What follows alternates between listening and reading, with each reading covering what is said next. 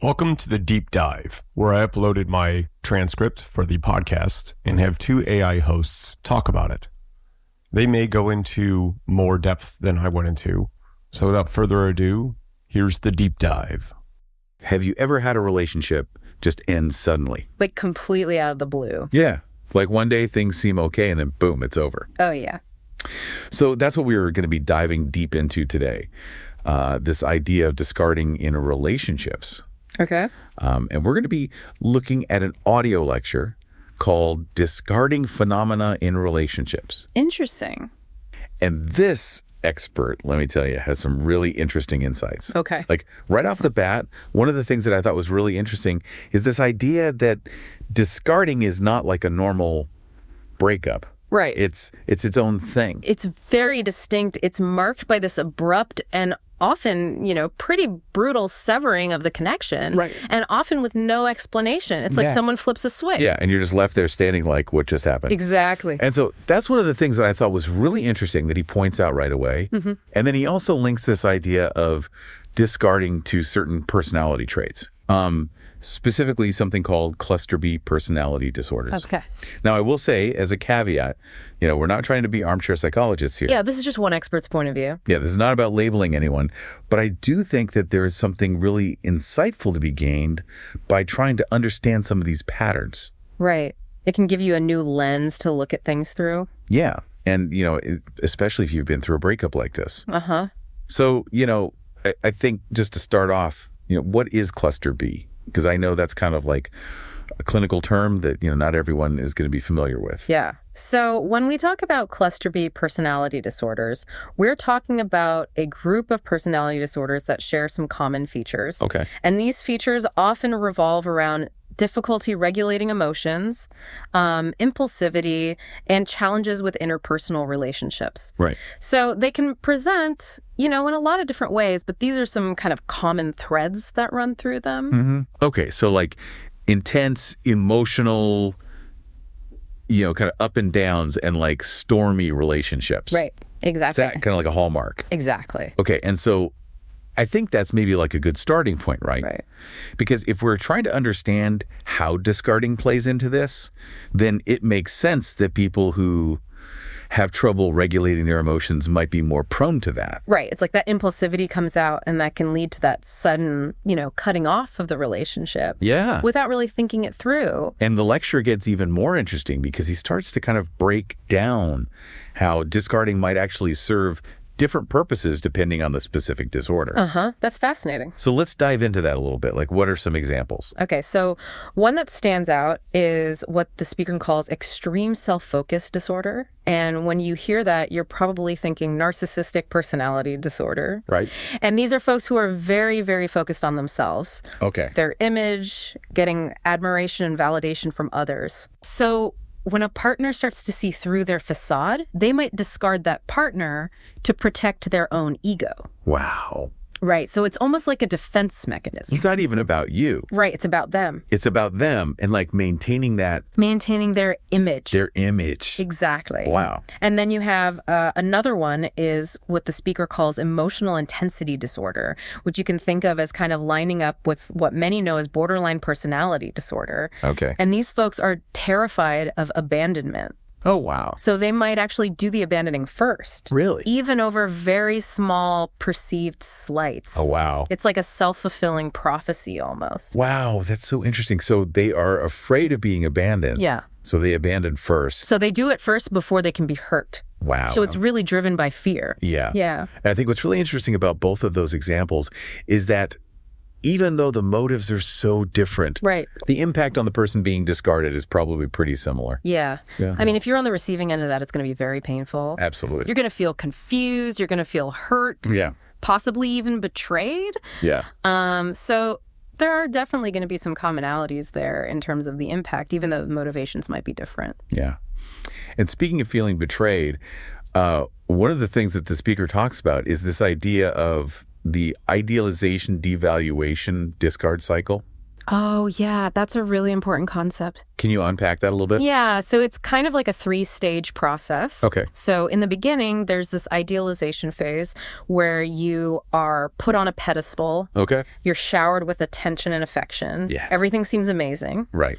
But then almost imperceptibly, there's this shift into the devaluation stage. Right. And this can be really subtle. Yeah. Little criticisms start to creep in, maybe some subtle put downs, and you start to question yourself. Right. Like, am I doing something wrong? Exactly. Yeah. And then bam, you're hit with the discard stage. Oh, wow. And you're left reeling. Like what just happened? Exactly. Yeah. And it can be incredibly manipulative because it's often done without any warning or explanation. And it can be hard to even see it coming because it's so gradual. Right. Exactly. It's a slow burn. Yeah. And I think one of the things that really struck me is that, the person who's doing the discarding, they may not even realize like the damage that they're causing. Right. And the source actually shares a personal anecdote about being discarded that I think really brings this point home. Oh, yeah. The speaker talks about the immense pain and confusion they felt. Yeah. They said it took them over a year of therapy to process the experience. Wow. So it really highlights the lasting impact that this can have on the person who's been discarded. Yeah. And it makes you wonder, can someone who discards others ever truly change? Right. Like, is that possible? Is that a pattern that can be broken? Yeah. And, it's not an easy question to answer, but the lecture suggests that change is possible. Okay. But it requires a serious commitment to self-awareness. Right. And personal growth. Yeah. Often with the help of therapy. Yeah. So it's not something that happens overnight. Right. It takes a lot of work. Uh-huh. And a willingness to really confront those difficult patterns within yourself. Right. And so he does talk about, he mentions kind of like starting a new relationship after this experience of being discarded. Right. And it's interesting because this potential partner identifies as polyamorous. Oh, interesting. Which brought up a whole discussion about labels in relationships. Oh, okay. And how they can sometimes, I think, almost be used to mask unhealthy behaviors. That's an interesting point. Yeah. Because I think sometimes we can get so caught up in the label that we lose sight of what's actually happening in the relationship. Right, right. And I think he was specifically a little bit skeptical of the term solo polyamory. Okay. And suggesting that maybe some people use that as a way to kind of avoid commitment or accountability. Interesting. I can see how that could happen. Yeah, like using it as a shield. Right, right. But ultimately, I think, he's saying, like, actions speak louder than words. Absolutely. You have to look beyond the labels and really pay attention to how someone treats you. Yeah, regardless of how they identify. Exactly. Yeah. It's all about the behavior. Yeah, you can't just talk the talk. Right. You got to walk the walk. Exactly. But it does sound like things with this new partner are going well. Yeah. They've been together for a couple of years. Her name is Rachel. Okay. And I think what's significant is that he points out that she has a history of healthy long-term relationships. Uh-huh. So it seems like she embodies that emotional maturity and self-awareness that we've been talking about. That's so important in any relationship, but especially when you're dealing with these kinds of patterns. Yeah. And he even mentions that they have gone to couples therapy together. Oh, wow. That's great. To work on their communication. That's awesome. So it sounds like they're both really actively invested in making the relationship thrive. And that's a really good sign. Yeah. It shows that they're both willing to put in the work. Yeah. And I think it speaks to that idea that, choosing partners who are willing to do the work is so important. Absolutely. And that includes seeking professional help. Right. When needed. Exactly. And the speaker talks about his experience with EMDR therapy. Okay. Which is a specific type of therapy that helped him process the trauma of being discarded. Oh, wow. And I think that's such a good reminder that therapy isn't just about fixing problems. Right. It can also be a tool for personal growth. Uh-huh. And learning how to navigate relationships. Absolutely. In a healthier way. Yeah. It can give you the tools you need to build stronger connections. Yeah. And to protect yourself. Yeah. And one of the things that he said that really made me think is that true self-awareness is actually really rare. Oh, wow. He estimates that only 10 to 15% of people genuinely possess it. That's a really small percentage. Yeah. And it makes you kind of wonder, like, how many of us are walking around with these blind spots right. in our own behavior and how that might affecting our relationships. Absolutely. And that's why it's so important to be open to feedback. Right. And to really reflect on our own patterns. Yeah. Because the more self-aware we become, the better equipped we are to identify those potentially harmful patterns in ourselves and in others. Yeah. And ultimately that leads to healthier relationships. Exactly. So, we've talked about the signs. Right. We've talked about the motives, the impact of discarding. Yeah. But what can our listeners do if they find themselves on the receiving end of this behavior? Right. So the source really emphasizes prioritizing your own well-being. Okay. So it's not your responsibility to fix someone else's issues or try to change them. Yeah. That's their work to do. Right. And it's important to remember that you deserve to be treated with respect Yeah. and kindness. Absolutely. Staying in a situation where you're constantly being hurt Yeah. or manipulated, Right. it's just going to cause more pain in the long run. Yeah. And I think that's so much easier said than done, Oh, absolutely. especially if you're still holding on to hope Yeah. that they will come back Right. or that things will magically change. Uh-huh. So, what would you say? What's the best course of action? Do you cut off all contact? Do you try to have a conversation? How do you navigate that? Yeah, that's a tough question. Right. And there's no easy answer. Right. It really depends on the specific situation and the severity of the behavior. In some cases, completely severing ties might be the healthiest choice for your own safety Right. and well-being. Yeah. And the source actually uses this term barrier, Oh, yeah. which I think is really interesting because it's a lot stronger than boundary. Yeah, it feels stronger. Right. Yeah. It implies this more definitive separation. Yeah, like a wall. Right. Like I'm protecting myself from further harm. Yeah. So it's about recognizing that you can't control someone else's behavior. Right. But you can control how you respond. Yeah. And how much access you give them to your life. Yeah, and I think it's important to remember that it's not about placing blame Right. or judging the other person. It's about just acknowledging the situation Yeah. and taking steps to protect yourself. Exactly. Yeah. And the source also strongly encourages, seeking support from trusted friends, family, or even a therapist. Yeah, that's so important. Just talking about your experience can be so helpful. Right. It can help you process your emotions. Yeah. And it can also give you some valuable insights Yeah. from people who care about you. Right. And just to remember that you're not alone in this. Absolutely. Discarding is more common than many people realize. Yeah. And there are resources available to help you heal and move forward. Yeah. So don't be afraid to reach out for support. And speaking of moving forward, I love how the source ends on this very empowering note of, don't let this experience define you. Oh, I love that. Right. Like you are worthy of love and respect. Absolutely. And you have the strength to create healthy and fulfilling relationships in the future. It's about learning from the past. Yeah. Recognizing those red flags. And choosing to be with people who value you and treat you well. Yes. So it's not about letting this experience break you. Right. It's about letting it make you stronger. Yeah. So to kind of wrap up this first part of our deep dive into discarding, Okay. I want to leave you with this thought. You are not a sacrificial lamb. Oh, I love that. Right. You deserve to be in relationships where you are cherished, Yes. respected, and supported. Absolutely. And remember, knowledge is power. It is. The more you understand about this behavior, Right. the better equipped you'll be to navigate the complexities of relationships and create a brighter future for yourself. Couldn't have said it better myself. It's like a roller coaster, You're up and you're down and then you're just like, ah. Yeah. So this whole thing is about the person discarding the other person, right? Right. And they may not realize the damage that they are causing. Yeah, and he brings up a story about how he was the one who got discarded. Oh, wow. And it just, totally messed him up. And he talks about how he needed to go to therapy for a year to deal with it. And so that really brings it home how impactful this can be. Right.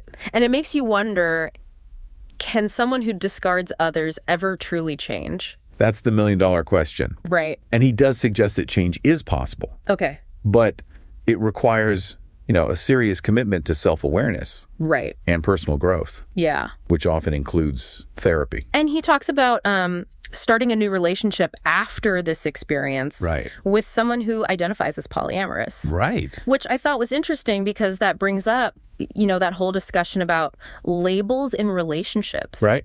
And how sometimes labels can almost be used as a way to kind of mask unhealthy behaviors. Right. Like we can get so focused on the label Right. that we don't see what's really happening. Right. Right. And I think he was specifically a little skeptical of the term solo polyamory. Okay. And suggesting that maybe some people use that as a way to kind of avoid commitment or accountability. Yeah, yeah. Like almost using it as like a shield. Right. Like I'm solo poly, so I don't have to, Right. I don't have to commit. I can do whatever I want. Mm-hmm. But ultimately, he's saying like actions speak louder than words. Absolutely. You have to look beyond the label. Yeah. Really pay attention to how someone is treating you. Yeah. Regardless of how they identify. Exactly.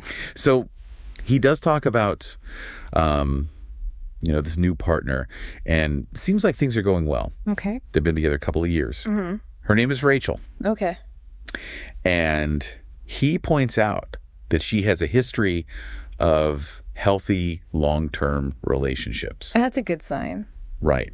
And so it seems like she embodies that emotional maturity Right. and self-awareness that we've been talking about. That's so important. Right. Especially when you're talking about these kind of patterns. Right. And he even mentions that they have gone to couples therapy Oh, wow. That's great. together to work on their communication. That's awesome. So it sounds like they are both actively invested Yeah.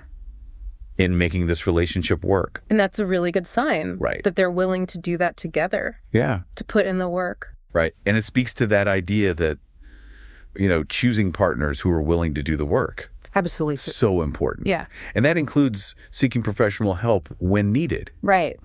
And so he talks about, going to EMDR therapy, Okay. which is a type of therapy that helped him process the trauma of being discarded. And I think that's just a really good reminder that therapy isn't just about fixing problems. Yeah. It can also be a tool for personal growth Yeah. and learning how to navigate relationships. Absolutely. It can give you tools to build stronger connections Yeah. and protect yourself. In a healthier way. Exactly. Yeah. And so one of the things that he said that really made me think is that true self-awareness is actually really rare. Oh, wow. He estimates that like only 10 to 15% of people, That's a very small percentage. genuinely possess it. Wow. Which makes you wonder how many of us are walking around with all these blind spots Right. in our behavior and how that might be affecting our relationships. Absolutely. And that's why it's so important to be open to feedback. Yeah. To reflect on our own patterns. Right. Because the more self-aware we become, the better equipped we are to identify those potentially harmful patterns in ourselves and in others. Right. And ultimately that leads to healthier relationships. Yeah, exactly. So we've talked about the signs. Right. We've talked about the motives, the impact of discarding. But what can our listeners do if they find themselves, on the receiving end of this behavior? That's a great question. So the source really emphasizes prioritizing your own well-being. Okay. So it's not your responsibility to fix someone else's issues or to try to change them. Right. That's their work to do. Right. And it's important to remember that you deserve to be treated with respect and kindness. Yeah. And, staying in a situation where you are constantly being hurt or manipulated, it's just going to cause more pain in the long run. Right. And that's so much easier said than done. Oh, absolutely. Especially if you're still holding on to hope that they will come back. Yeah. That things will magically change. So what's the best course of action? Do you cut off all contact? Do you try and have a conversation? Like, how do you navigate that? It's tough. There is no easy answer. Right. Really depends on the situation and the severity of the behavior. Okay. In some cases, completely severing ties might be the healthiest choice for your own safety and well-being. Right. And the source uses this term barrier, Yeah. which I think is interesting because it's a lot stronger than boundary. Right. It feels like a wall. Right. Yeah. It's like a more definitive separation. And it's about recognizing that you can't control someone else's behavior, but you can control how you respond and how much access you give them to your life. Right. And it's not about, placing blame or judging the other person. Right. It's just about acknowledging the situation and taking steps to protect yourself. And, they really encourage seeking support from trusted friends, family, or a therapist. Right. That's so important. Just talking about your experience can be so helpful. Yeah, it can help you process your emotions. Yeah. And also give you valuable insight from people who care about you. Yeah. Who can offer a different perspective. Right. And just to remember that you're not alone in this. Absolutely. Discarding is more common than a lot of people realize. Yeah. And there are resources out there to help you heal and move forward. Yeah. So don't be afraid to reach out. And speaking of moving forward, I love how he ends on this note of don't let this experience define you. Oh, I love that. Yeah. You are worthy of love and respect. Absolutely. And you have the strength to create, healthy, fulfilling relationships in the future. It's about learning from the past. Yeah. Recognizing those red flags. Right. And choosing to be with people who value you. Yeah. And treat you well. So it's about not letting this break you, but letting it make you stronger. Yeah. So to wrap up, this part of our deep dive into discarding. Okay. I just want to leave you with this thought. You are not a sacrificial lamb. Oh, I love that. You deserve to be in relationships where you are cherished, yes, respected, and supported. Absolutely. And remember, knowledge is power. Yes, it is. The more you understand about this behavior, right, the better equipped you'll be to navigate, all the complexities of relationships and create a brighter future for yourself. Couldn't have said it better myself. It's interesting because we have been talking about romantic relationships. But, this whole pattern of discarding could really show up in any relationship. Oh, absolutely. Like friendships or even family. Right. Anytime there's an imbalance of power. Yeah. Or you have someone who struggles with emotional regulation. Right. You might see some of these patterns emerge. Right. And it made me think about that phrase that he uses. Oh, yeah. Emotional vampire. Yeah. He talks about how, people who consistently discard others can be like emotional vampires. Right. They just drain you of all your energy. And you are left feeling depleted. Yeah. Completely depleted, exhausted. Yeah. It's a great analogy. And the thing is, they might not even realize they are doing it. Right. Exactly. Which brings us back to self-awareness. Yes. Self-awareness is so important. For ourselves and for the people we choose to let into our life. Absolutely. It's like a superpower. Yeah. The more self-aware we are, the better we are at setting those healthy boundaries right. and protecting ourselves from those emotional vampires. Exactly. And so as we wrap up our deep dive into discarding, I just want to leave our listeners with this final thought. You are worthy of lover, respect, and healthy connections. Yes, you are. And remember, knowledge is power. The more you understand about discarding, the better prepared you will be to kind of navigate these complexities of relationships and create a brighter future for yourself. Absolutely. So thank you for joining us on this deep dive. Yes, thank you. Till next time, keep exploring,